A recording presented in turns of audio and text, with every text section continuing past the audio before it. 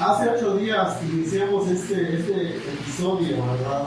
De Juan capítulo 4, que conocemos bien, ¿no? Que hemos estudiado, yo creo que cada uno en casa, Jesús y la mujer samaritana. Si lo piensan, ahorita como es mediodía, ¿no? Hace calorcito, así como de que ya se acerca la temporada de calor.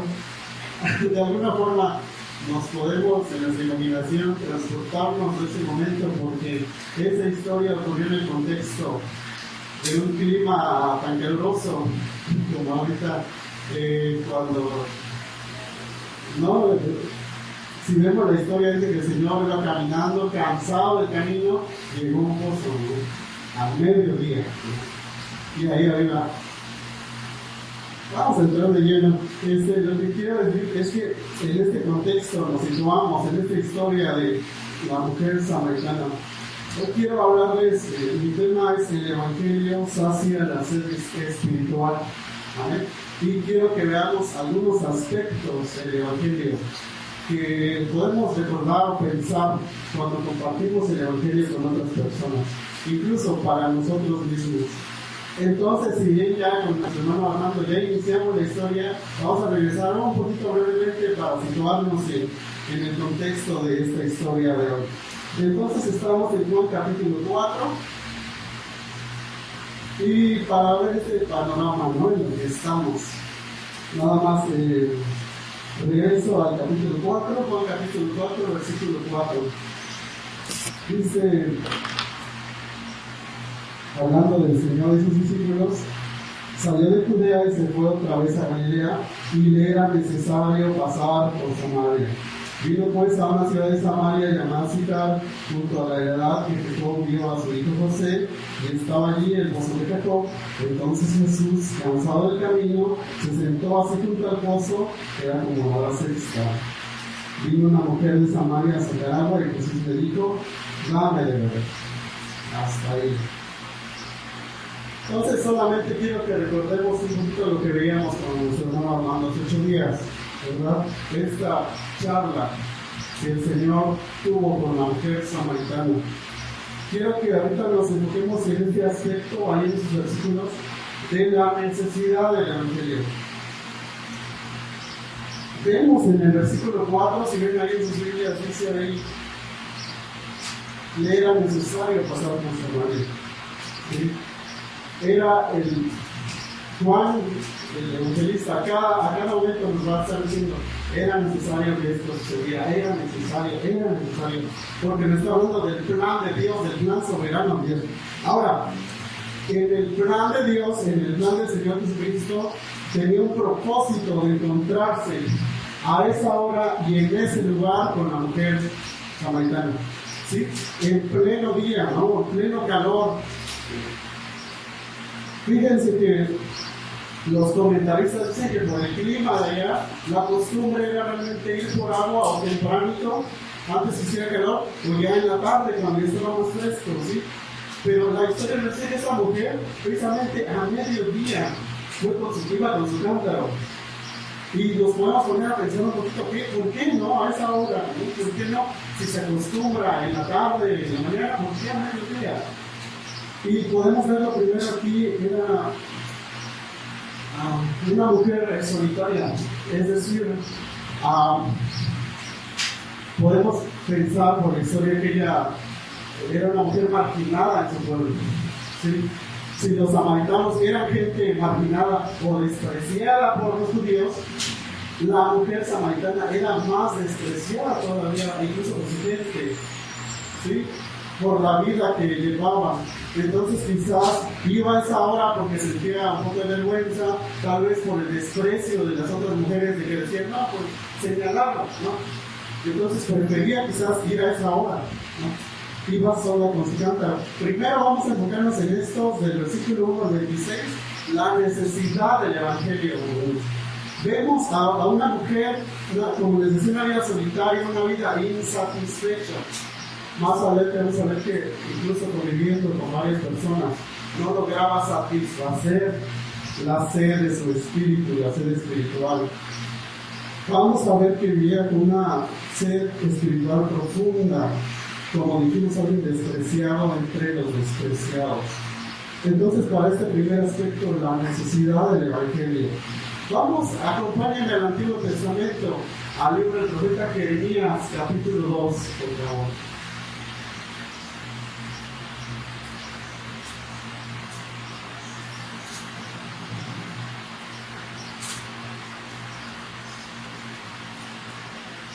Vamos a ver, si no es bien, no vamos a leer todo el capítulo 2, pero acá vemos este capítulo nos retrata cómo es una vida insatisfecha, una vida en pecado. Y ahorita, si quieren en casa ir leyendo cada uno de esos versículos de ese capítulo, el Señor nos va a decir cómo es una vida una vida de pecado, lejos de Dios, una vida en rebeldía, una vida en vanidad, en culpa, en injusticia, mentira, esclavitud al pecado, idolatría, vergüenza. Acompáñenme específicamente al versículo 11, 12 y 13 del capítulo 12 de Jeremías. Vamos a leer esto. Dice así el Señor: ¿acaso alguna nación ha cambiado sus dioses, aunque ellos no son dioses? Sin embargo, mi pueblo ha trocado su gloria por lo que no aprovecha.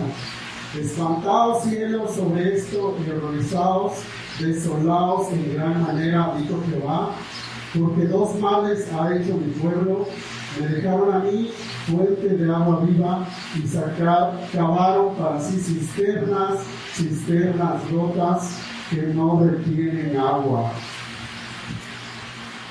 Si se dan cuenta cómo relaciona el profeta Jeremías una situación de pecado, una situación de vivir lejos de Dios, con una situación de ser espiritual, ¿sí?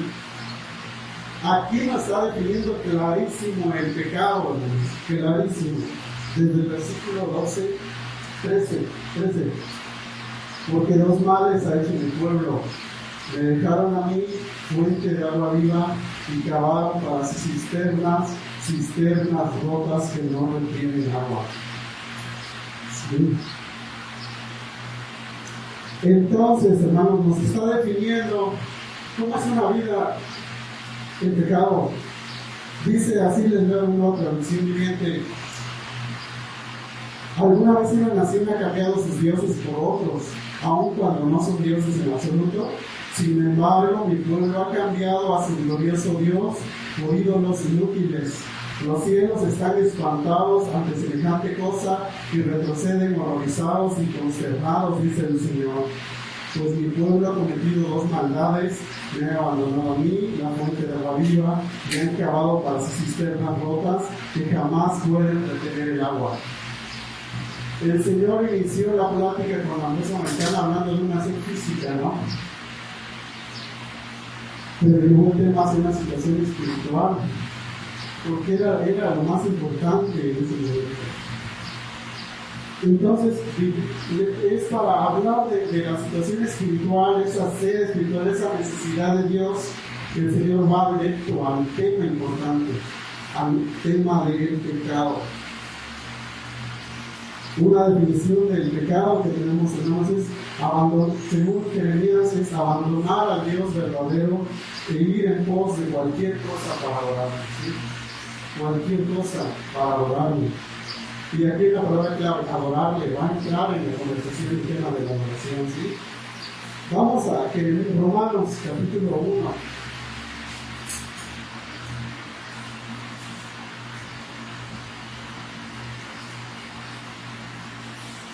Carta a los Romanos capítulo 1.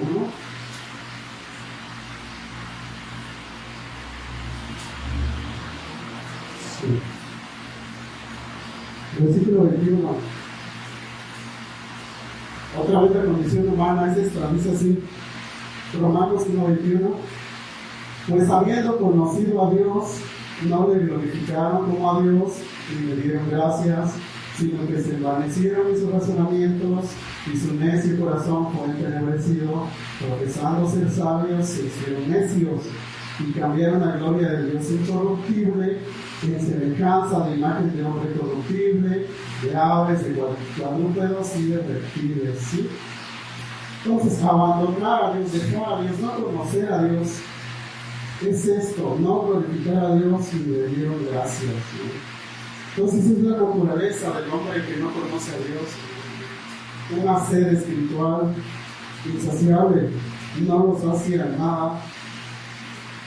Ahora, como les decía, el Señor va al tema medular en la vida de la mujer samaritana. Vamos a Juan otra vez, capítulo 4, desde el versículo 16.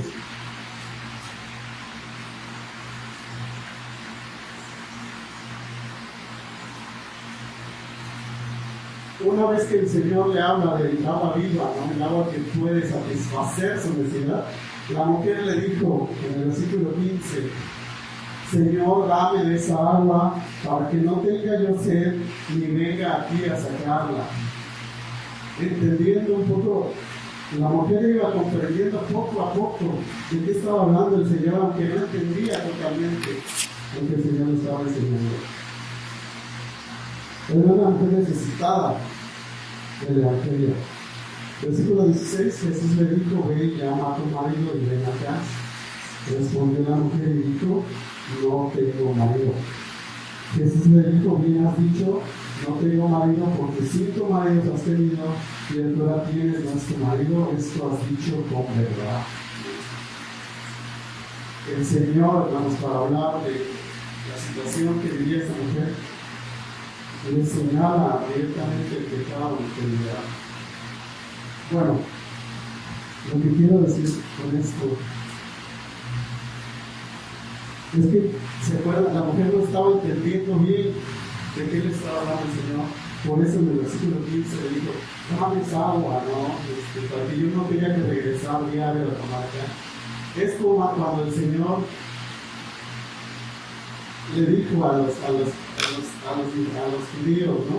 Ustedes me están buscando, pero no por mi palabra, sino me buscan por el pan que comieron, ¿no? Por el pan físico, ¿sí? Cuando multiplicó los panes, dice que vinieron, querían hacerlo rey. Pero es que no habían entendido el propósito del Señor Jesucristo. No entendían siquiera su situación espiritual.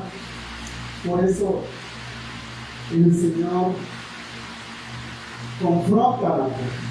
Quería que la mujer misma se diera cuenta de su situación. Por eso le dice así: ven, llama a tu marido y ven acá. La mujer dijo: no tengo marido.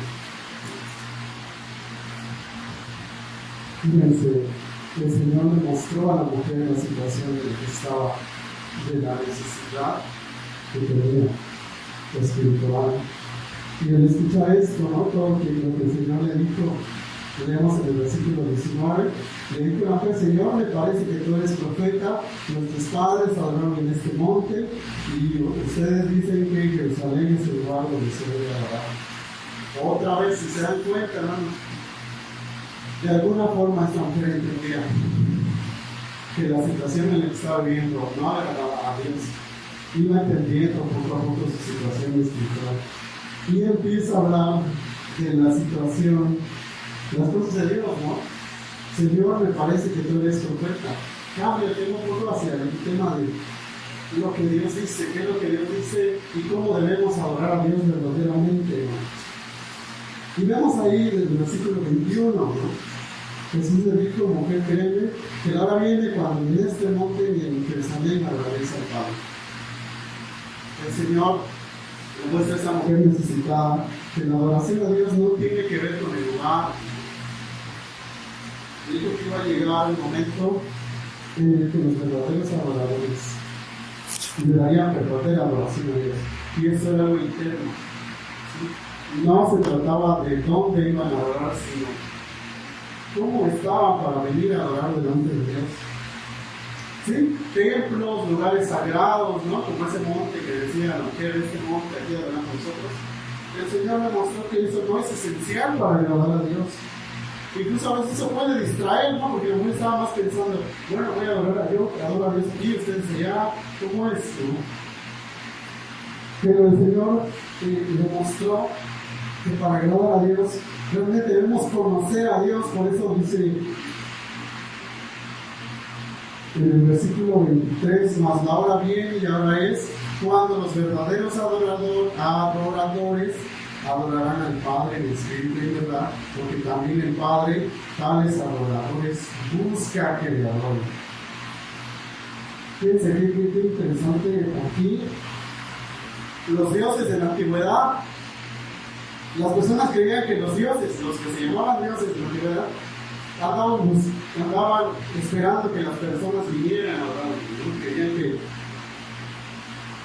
aunque como dice la palabra, son ídolos inútiles, barbaridad, ¿no? Pasivamente esperaban que vinieran sus adoradores, pero el Señor nos dice que Dios, el Padre, dice que busca en la humanidad. Él es el que busca, ¿sí?, verdaderos adoradores. Poco a poco, hermanos, esta mujer va entendiendo, y en el versículo 25 y 26 es cuando ella ya dice: sé que ha de venir el Mesías llamado Cristo. Cuando Él venga nos declarará todas las cosas. Jesús le dijo: yo soy el que habla contigo. Era algo totalmente inesperado, hermanos, que un rabí respetado, un maestro, platicara así en la calle para los judíos con una mujer, o menos con una persona, ¿sí? Pero el Señor no desprecia a nadie, dice la palabra. No, Él no hace acepción de personas. Él, la necesidad de esta persona, le declara, porque la mujer dice: yo espero que venga el Mesías, yo creo que viene, y Él va a explicarnos todo esto. El Señor le dijo, como en el Antiguo Testamento, Jehová a Moisés ahí en la zarza: yo soy el que habla contigo. Él dijo, en palabras sencillas, le dijo: yo soy la persona que tú necesitas, que estás esperando, ¿no?, que puede satisfacer realmente tu necesidad. Fíjense, el Señor a quién le declara estas cosas: a una mujer especial entre los despreciados, ¿no? Así como Él nació, ¿no?, en un establo donde nadie hubiera pensado. Así es el Señor en su grandeza, en su humildad. Ahora vemos que esta mujer necesitada, dice el versículo 27, en ese momento llegaron sus discípulos y se sorprendieron, ¿no?, naturalmente, de que estaba hablando con una mujer, ¿no?, samaritana, ¿no?, y tenían ganas, ¿no?, de preguntar, y le dijeron a la mujer: ¿qué estás preguntando? ¿Qué estás buscando? Y el Señor: ¿por qué estás hablando de ella? Pero dice que no se atrevieron a decir eso. Y entonces, fíjense, el segundo aspecto a considerar, primero es la necesidad del Evangelio, ahora es compartiendo el Evangelio. Vemos esta mujer, versículo 28 al 30, dice que dejó su cántaro junto al pozo y volvió corriendo a la aldea mientras les decía a todos: vengan a ver a un hombre que me dijo todo lo que he hecho en mi vida. ¿No será este el Mesías? Así que la gente salió de la aldea a verlo. Cuando él entendió que el Señor le dijo: yo soy el Mesías, de inmediato deja su cántaro, dice, junto al pozo, ¿no? Lo que venía pasó a ser secundario, ¿no? Ya no más agua natural, sino agua que pudieras hacer la sed espiritual, corriendo. Dice aquí que mientras les decía a todos, empezó a decir todo lo que había escuchado del Señor. Entonces, compartiendo el Evangelio. Alguien dijo que alguien que comparte el Evangelio con otra persona es como un mendigo diciéndole a otro mendigo dónde encontrar pan.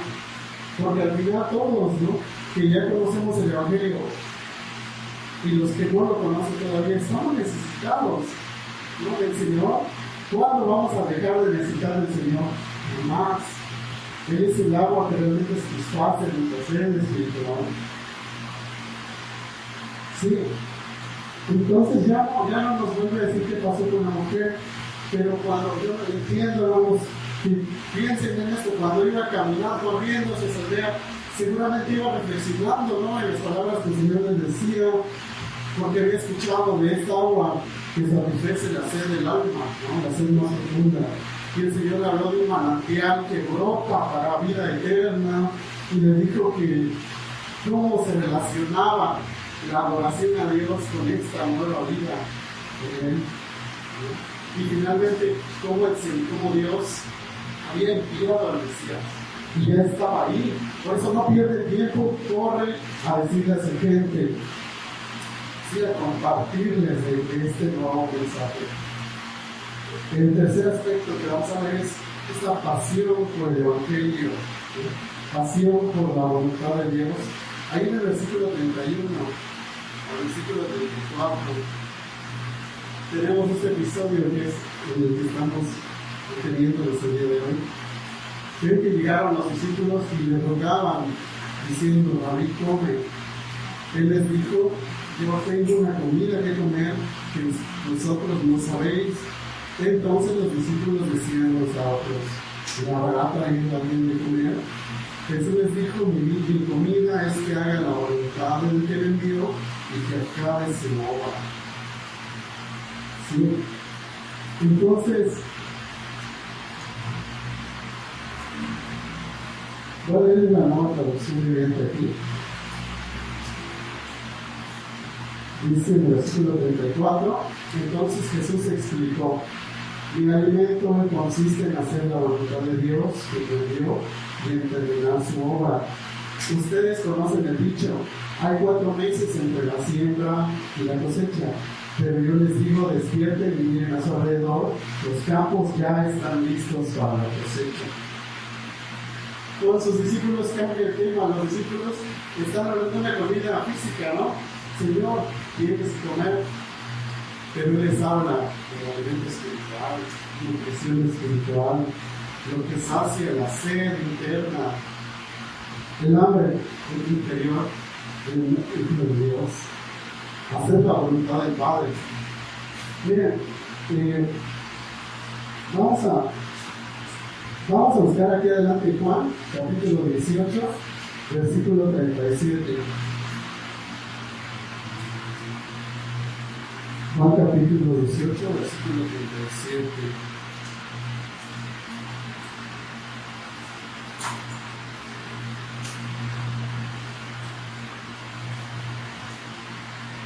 Dice así, le dijo entonces Pilato, luego tú eres rey. Respondió Jesús, tú dices que yo soy rey, yo para esto he nacido y para esto he venido al mundo, para dar testimonio a la verdad. Todo aquel que es de la verdad, oye mi voz. Como decíamos, el Señor entendía cuál era su propósito, su prioridad. Y si se acuerdan, desde que cuando dice que se perdió en el templo, ¿no? Y dijo, ¿qué estás haciendo aquí? Estaba entre los sabios. Y él dijo que estaba en los asuntos de su padre. ¿Qué era su prioridad? Esa era la prioridad desde que él nació. Digo, desde que yo nací, dice, vine para dar testimonio de la verdad. Juan nos va a enseñar mucho de eso acerca del Señor, de la misión que tenía. Continuamente va a estar diciendo que la voluntad del que le dio, la voluntad del Padre. Ahí en Juan capítulo 9, versículo 4. En el Juan capítulo 5, versículo 30, dice que buscaba la voluntad del Padre. Y ustedes conocen Juan 3:16, ¿no? Dios envió a su Hijo único, a que todo aquel que le cree no se pierda, mas tenga vida eterna. Ese era, hermanos, la pasión del Señor, las almas perdidas, ¿no? A salvarnos. ¿Y qué vemos aquí? Les estaba enseñando a sus discípulos, a nosotros, ¿no? O sea, es importante, ¿no? Pero les decía, en este momento, ¿no? En este momento Juan, Pedro, los estaban ahí, y levanten sus ojos, vean aquí, les decía, miren los campos están blancos, ¿no? Dicen los comentaristas que ya venían los samaritanos, venían con sus túnicas, ¿no? Blancas. Miren los campos, ¿no? Con sus turbantes, ya están blancos, ya. No dijo del cielo, ya está dorado. Dijo, ya miren las personas, son las que importan. Pongan atención a esto. Las personas son las que necesitan el Evangelio. Amén. Más adelante, el Señor también nos enseña, ahí en el versículo 35. ¿no? Era lo que les leí hace un momento. Ustedes conocen el dicho, hay 4 meses entre la siembra y la cosecha, que hubiera sido despierten y miren a su alrededor, los campos ya están listos para la cosecha. El versículo 36, y el que ciega recibe salario, y el que recoge fruto para vida eterna, para que el que siembra goce juntamente con el que ciega, porque en esto es verdadero el dicho, uno es el que siembra y otro es el que ciega. Dios ha enviado a cegar lo que vosotros no labraste, otros labraron y ustedes han entrado en sus labores. El Señor nos habla aquí de las recompensas del Evangelio, ¿sí? Las recompensas. En el versículo 36, que se puede entender también que el premio que reciben los que comparten el Evangelio es doble. En esta vida es el gozo, ¿no?, por incomparable de que un alma conozca a Cristo. En la vida que viene es un salario de vida eterna. Dice así una versión de la palabra de Dios: a los segadores se les paga un buen salario, y los frutos que cosechan son personas que pasan a tener la vida eterna. ¡Qué alegría les espera tanto al que siembra como al que cosecha! ¿Sí? El Señor nos envía a tener esa misma pasión que Él por las almas, sin importar, ¿no?, nada, condición económica, nada geográfica, ninguna. Y Él nos dice que la cosecha es segura, ¿no? Uno siembra, otro cosecha. Quizás a ti te toca sembrar, pero otro va a cosechar, pero el gozo es doble. Es como dice, qué alegría, ¿no? Es como un gozo profundo, dice, no se compara con nada. En suma, el Señor nos está motivando a nosotros, sus seguidores, a dedicarse a la tarea, ¿no?, urgente de compartir el Evangelio. Por eso les digo, la cosecha está pronta, el salario ya es doble en esta vida, en la otra vida, ¿no? Entonces prácticamente les estaba diciendo a los discípulos, ahora pongan atención, no manos en la obra, miren, ya vienen las personas, ¿no? ¿Sí? Porque ya venían los samaritanos, y leímos ahí en el versículo 39, vemos los resultados de compartir el Evangelio. Increíble, dice aquí que muchos de la ciudad de los samaritanos creyeron primero por la palabra de la mujer, que daba testimonio, que dijo todo lo que he hecho. Vinieron los samaritanos y le rogaron que se quedara con ellos, y se quedó aquí 2 días, y creyeron mucho más por la palabra de él. Y decían a la mujer, ya no creemos solamente por tu dicho, porque nosotros mismos hemos oído y sabemos que verdaderamente este es el Salvador del mundo, el Cristo. Qué revelación tuvieron los samaritanos ahí. ¿Sí? Dice que conforme la mujer no dejaba de decirles, fíjense todo lo que decía la mujer, me dijo todo lo que he hecho. Y otra cosa que decía es, vengan a escucharlo ustedes, ¿no?, por su propia cuenta. Y también, no será el Mesías, no será el Cristo. ¿Se dan cuenta qué forma de comunicar el mensaje? Hablaba sencillas palabras, lo que el Señor hacía en su vida, ¿no? Dijo, Él me dijo todo lo que yo he hecho de él. Nos conoce, nos reconoce, no, que no. Venga, a ver. Y casi cuando yo entiendo, la gente, ¿no?, totalmente, tenía su testimonio sencillo, no tenía que explicar toda la historia de la iglesia, todo, no. Dijo bien lo que él me ha dicho. Vengan a verlo ustedes, porque ella está hablando de una cuestión de más personal. ¿Sí? Su mensaje era nada más, le dijo todo lo que es. Y dice que los samaritanos creyeron, ¿no? Primero dice que con el testimonio de ella, pero ese era un comienzo nada más. Lo importante era que ellos fueran a ver al Señor, que lo conocieran en persona, que Él hablara con ellos. Entonces vinieron los samaritanos a él y le rogaron que se quedara con ellos y se quedaba allí 2 días. Creyeron mucho más por la palabra de él. Ya no, le decían a la mujer, ya no queremos solamente por Cristo, porque nosotros mismos hemos oído y sabemos que verdaderamente este es el Salvador del mundo, de Cristo.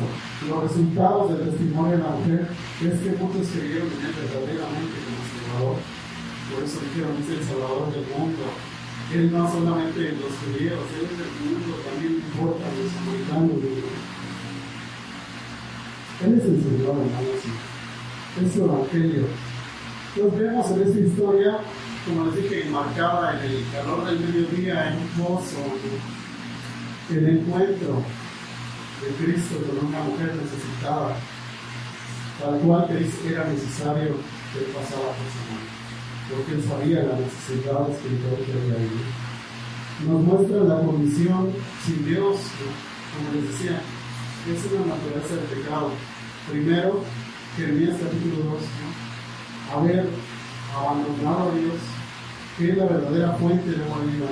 Segundo, cavar cisternas rotas que no lo tienen nada. Es decir, adorar cualquier cosa, pero que no es Dios verdadero.